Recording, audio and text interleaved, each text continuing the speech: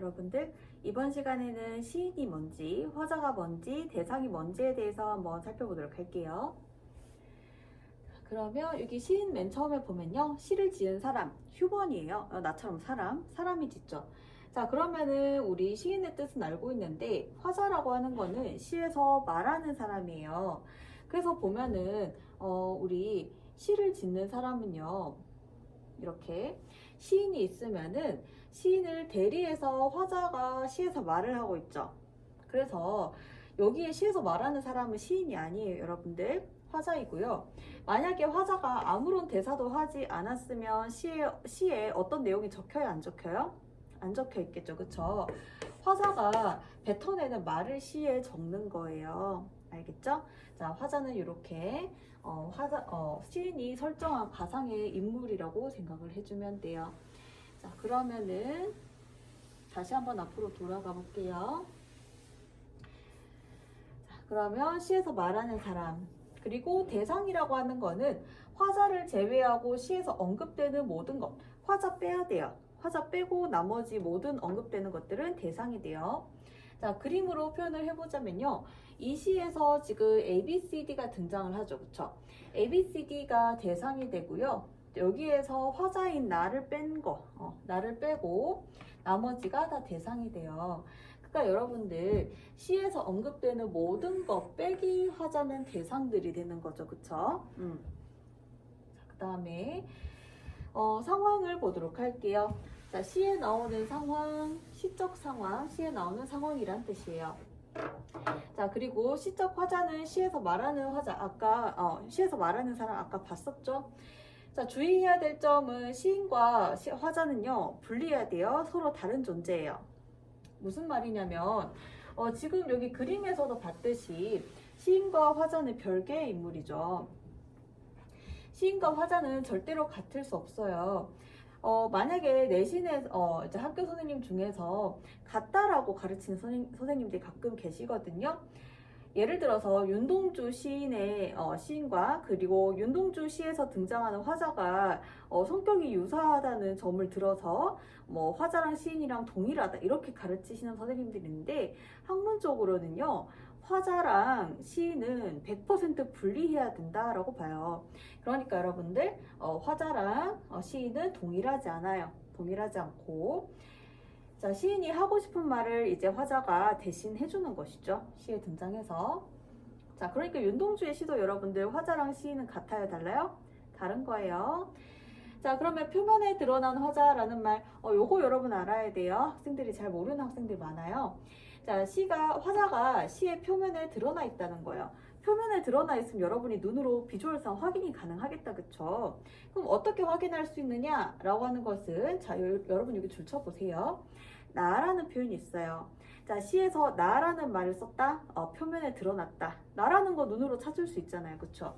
자, 그리고 시에서 우리라는 말이 적혀 있다. 여러분 비주얼상 찾을 수 있어요? 눈으로 찾을 수 있죠. 표면에 드러났다라고 할 수 있겠죠. 자, 우리라고 하는 거는 나를 포함한 게 우리잖아요. 너와 나를 포함한 게 우리잖아요. 그러니까 이 우리라고 하는 말에는 나라는 의미도 포함되어 있는 거예요. 그러니까 여러분들, 자, 표면에 드러난 화자라는 말을 쓰려면은 나, 그 다음에 우리라는 말을 써야 돼요. 자, 그럼 반대말은 뭘까요? 나랑 우리가 만약에 시에 드러나 있지 않아요. 그러면은 표면에 드러나지 않은 화자가 되겠죠. 그쵸? 자, 나라는 표현이 만약에 없다, 그러면 뭐다? 표면에 드러나지 않은 화자. 하지만 여러분들, 이 세상에서 화자가 없는 시는 있어요, 없어요? 없어요. 화자가 없는 시라면 그 시에 아무것도 적혀있지 않겠죠? 아까 봤듯이. 자, 이 세상에 화자가 없는 시는 없어요. 자, 그런데 표면에 드러날 수도 있고 표면에 드러나지 않을 수도 있다는 것이죠. 자, 그 다음에 어조를 보도록 할게요. 어조라고 하는 거는 말투라는 뜻인데요. 여기에서 보니까 여성적 어조, 뭐뭐 이해요, 없어서 이런 것들, 남성적 어조, 뭐 가라, 하리라 이런 것들. 근데 뭐 이게 절대적으로 이거는 여자야, 이거는 남자야 라고 뭐 이렇게 무자르듯이 자를 순 없잖아요. 그쵸? 그래서 이런 것들 보면은 만약에 수능에 뭐 남성적 어조니 여성적 어조니 이런 것들이 만약에 출제자가 내고 싶다면 누가 봐도 남성적일 때 누가 봐도 여성적 어조인시 그런 것들을 가지고 와서 묻겠죠. 자, 그 다음에 우리 어린아이가 나올 수도 있어요. 어린아이 말투. 자, 그리고 우리 경어체는 상대방에 대해서 이렇게 높임의 뜻을 나타낼 때 쓰는 말이에요. 자, 뭐 예를 들어서 뭐 그러셨습니까? 이런 식으로 높임말. 그 다음에 의고체는 이제 고자가 옛날이란 뜻이죠. 예스러운 문체란 뜻이에요. 뭐 그 다음에 뭐 하시옵소서 뭐 이런 것들. 그 여기에 보면 옵소서가 뭐 여성으로 볼 수도 있지만 옵소서가 의고체로도 볼 수 있는 거예요. 자, 그 다음에 우리 사투리 비속어 이런 것들. 뭐 비속어는 여기죠, 그쵸? 자, 그 다음 독백체랑 대화체. 독백체는 혼자 하는 말이에요. 여기 보면 화자가 혼자 지금 있는데 혼자 말을 하고 있죠. 그러니까 독백에 대해서는 여러분들이 어려울 건 없어요. 자, 대화를 볼게요. 두 명의 화자가 말을 주고받는 거예요. 여기 보면은 화자 1이 있고 화자 2가 어떤 다른 대상이 있죠. 자, 그러면은 이 화자가 다른 대상과 말을 지금 주고받고 있죠. 화자가 말을 하니까 이 대상이 대답을 하고 있어요. 그러니까 대화라고 하는 것은 우리가 이제 평상시에 생각하는 그 대화를 생각을 해주면 돼요. 근데 여러분이 약간 어색할 수 있는 게 대화체예요. 자, 화자가 대답할 수 없는 상대방에게 말을 건네는 것이죠. 여기에 보면 화자가 있고 대상, 갈매기가 있어요. 그래서 갈매기한테 얘가 말을 거는데 갈매기야 너도 자연이 좋지? 이렇게 말을 건네는데 얘가 대답은 못하죠. 그쵸? 자, 그러니까 하지만 이게 대화체라고 하는 것이 이때 체자가 스타일이라고 생각하면 돼요. 스타일. 그러니까 우리 일반적인 대화와는 다르게 상대방이 어떤 말을 하는지 대답을 하는지 들을 수는 없지만 하지만 대화 스타일이잖아요. 그쵸? 그래서 대화체라는 말을 써요. 그러니까 아까도 이야기했지만은 정말 두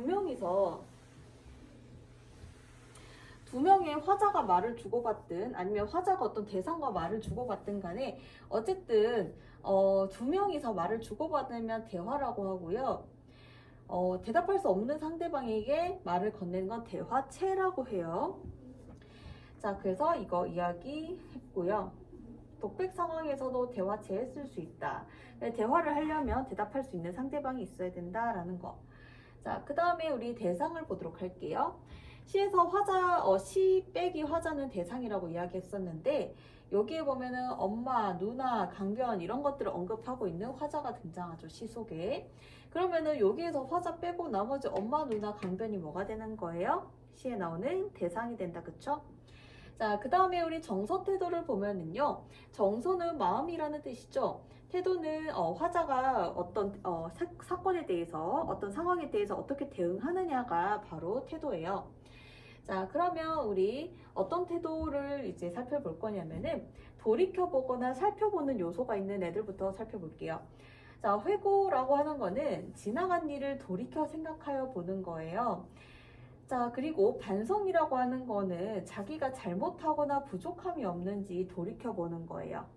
자, 그리고 성찰이라는 거는 자기의 마음을 한번 살펴보는 거거든요. 그래서 반성이랑 성찰은 거의 구분이 잘 안 되죠. 그쵸? 그래서 두 개 다 약간 호환돼서 쓰일 수 있는 그런 선지로 여러분이 생각을 해주면 돼요. 근데 약간 이 세상에 동의어는 없고 유의어만 존재하잖아요. 그렇기 때문에 반성과 성찰이 완전 동일한 말이라고는 할 수는 없는데 예를 들어서 이렇게 생각을 해주면 돼요. 회고라고 하는 것이 가장 범위가 큰 거예요. 지나간 일을 돌이켜 생각해 보는 거잖아요. 이때 지나간 일이라고 하는 거는 뭐 자기가 잘못했는 걸 생각해 볼 수도 있고 아니면은 자기가 잘했던 거 아니면 기뻤던 거 옛날 추억 여러 가지 생각해 볼 수 있죠. 그러니까 얘가 제일 덩치가 큰 개념이고요. 그 다음에 이제 성찰이라고 하는 것이 있으면은 성찰은 자기의 마음을 반성하고 살핌. 근데 뭐 예를 들어서 내가 혹시 잘못한 건 없을까? 아니면은 내가 이번에 어떤 일을 했는데 혹시 내가 부족한 건 없을까? 내가 잘못한 건 아닐지라도 부족한 건 있을 수 있잖아요. 그러니까 성찰이라고 하는 것은 잘못이라는 영역도 어쩌면 들어갈 수 있지만 잘못이라는 영역과 상관없이 별개의 영역도 들어갈 수 있는 거예요.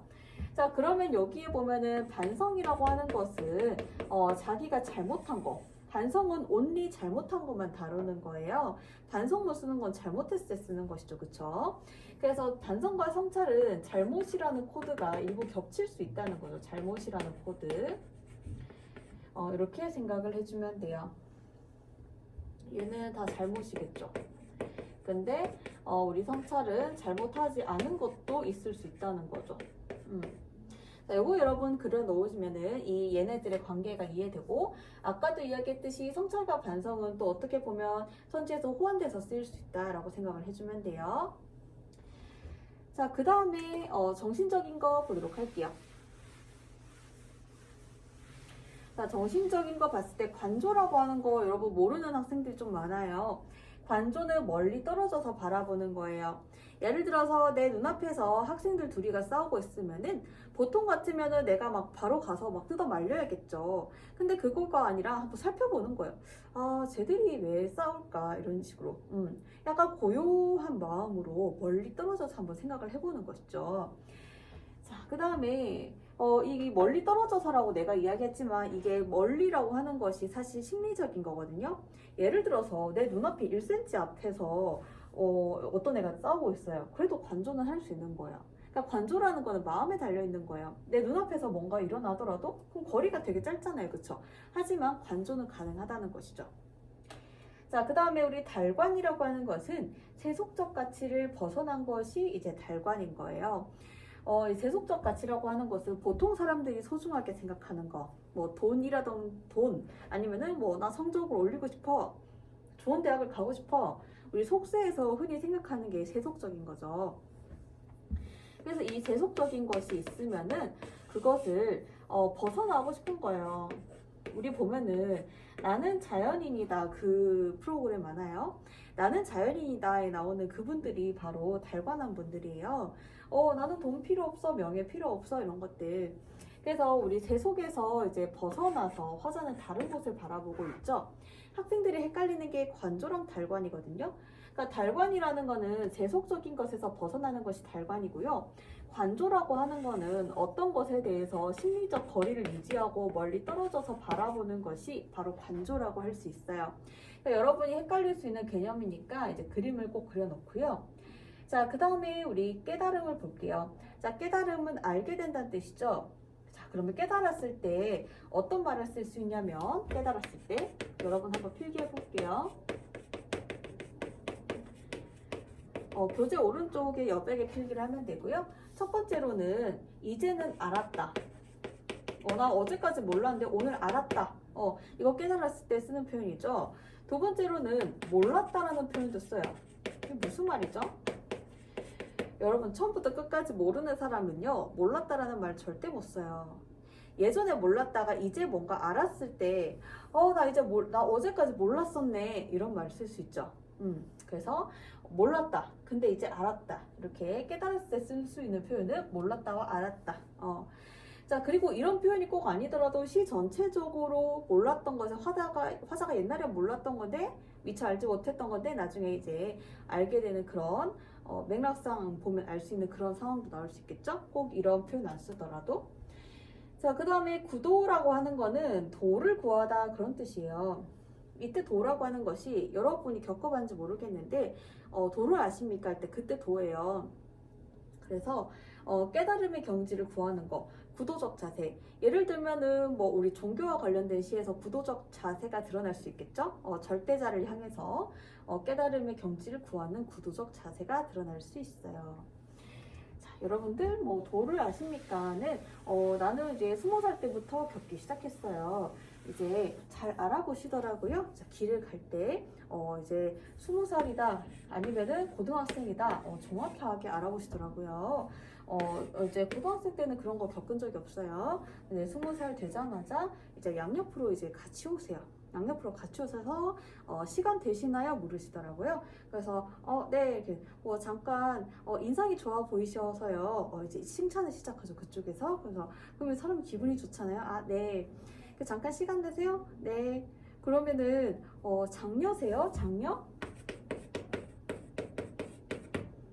나 장녀거든요. 동생이 2명 있단 말이죠. 네. 이때부터 이제 사람이 홀리기 시작하는 거예요. 어떻게 장녀인 거 맞췄지? 근데 여러분들 이게 장녀세요? 라고 하는 거는 50% 확률이에요. 왜냐면은 장녀세요? 네. 아니요. 50%잖아요. 만약에 장녀라고 했을 때 얘라고 하면은 이제 그 사람들 말에 신뢰가 생기기 시작하는 거고요. 그 다음에 만약에 아니오라고 했을 때는요. 이렇게 대답할 수 있지 않을까요? 아, 장녀 아니시구나. 근데 얼굴을 보니까 집에서 장녀 노릇을 해야 되는 그런 얼굴이네요. 라고 이야기할 수 있겠죠. 자, 그래서 일단 우리 인터넷 공간이니까 여기까지만 썰을 풀도록 할게요. 자, 그 다음에 우리 냉소를 볼게요. 얘는 차가운 웃음이에요. 자, 웃음의 온도가 지금 다른 거예요. 자, 하나는 차가운 웃음, 냉소. 그 냉소는 여러분들 차갑고 얘는 자조. 자조는 자기를 비웃는 거예요. 그래서 자기가 뭔가 잘못했을 때 자기 자신을 막 비하하면서 자조할 수 있겠죠. 자, 풍자는 차가운 웃음. 부정적인 대상한테는 이제 풍자, 차가운 웃음을 웃을 것이고, 해악은 따뜻한 웃음, 긍정적인 대상한테는 우리 따뜻한 웃음을 지을 수 있겠죠. 여러분들 풍자에다가는 그림을 한번 그려보세요. 이렇게 웃는 거예요. 이렇게 나이키, 내가 입이 여기 있잖아요. 나이키 이렇게 이렇게 웃는 것이고, 해악은 이렇게 엄마 미소 짓는 거죠. 그쵸? 엄마 미소. 자, 그럼 예를 들어서 어떤 소설에서 아이가 뭐 엄마가 사탕 못 먹겠어요. 그래서 아이가 너무 사탕 먹고 싶어서 엄마 서랍에서 사탕 꺼내 먹다가 이제 나중에 들켜서 울었어요. 자, 그걸 보면 여러분들이 이제 풍자일까요? 그거 해악일까요? 애 보고 뭐 도둑놈이라고 이렇게 하면서 여러분 풍자하겠어요? 아니죠. 여러분들이 그냥 해야 따뜻한 웃음을 짓겠죠. 자, 그 다음에 예찬을 볼게요. 예찬은 찬양하는 거예요. 어떤 긍정적인 대상에 대해서 찬양하는 태도. 자연 예찬? 자연에 대해서 찬양하는 거. 여러분 찬양이라고 하는 건 이렇게 박수 치는 거예요. 박수. 뭐냐면 우리 교회에 가면은 성당은 안 그런 것 같은데 교회에서는 찬송가 부를 때 이렇게 박수 치면서 부르는 때가 있잖아요. 그 박수를 치는 이유가 하나님에 대한 예찬이거든요. 그러니까 예찬이라고 하는 것은요, 찬양하는 태도, 좋아하는 태도, 박수 치는 거다 이렇게 생각을 해주면 돼요. 자, 그 다음에 그리움이라고 하는 거는 보고 싶은 거고, 연민이라고 하는 거는 불쌍하게 여기는 마음인데, 이때 불쌍이라고 하는 것이 내가 너보다 상위자에 있으니까 네가 참 불쌍하다. 너는 나보다 불쌍한 인간이네? 나는 상위자에 있네? 이런 게 아니에요. 방금 앞에 예를 든 게 연민의 태도가 아닌 거예요.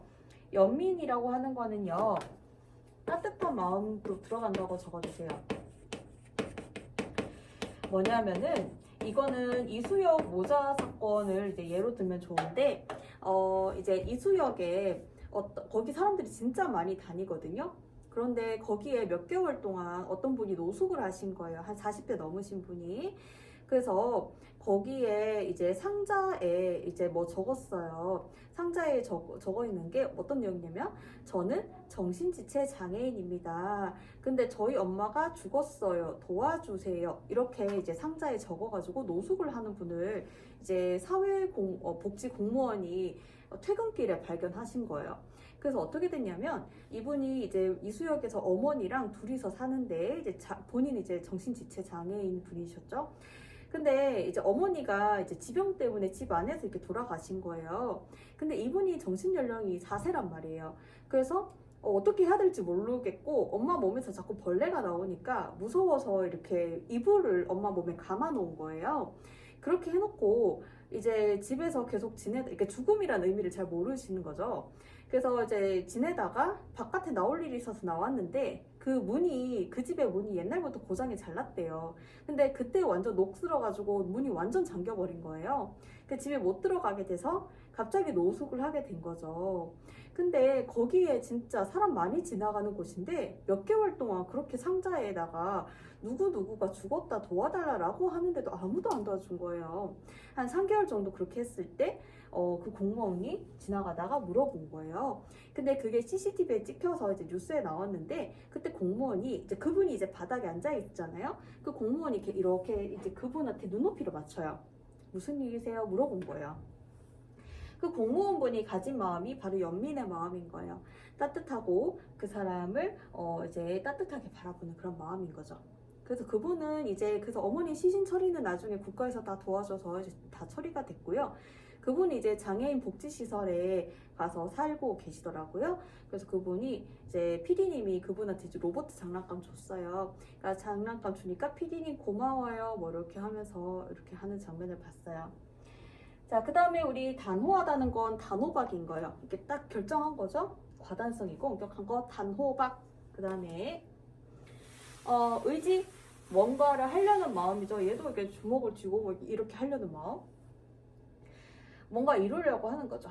자, 회의라고 하는 것은 품을 회자에 의심할 의자예요. 무엇을 품었어요?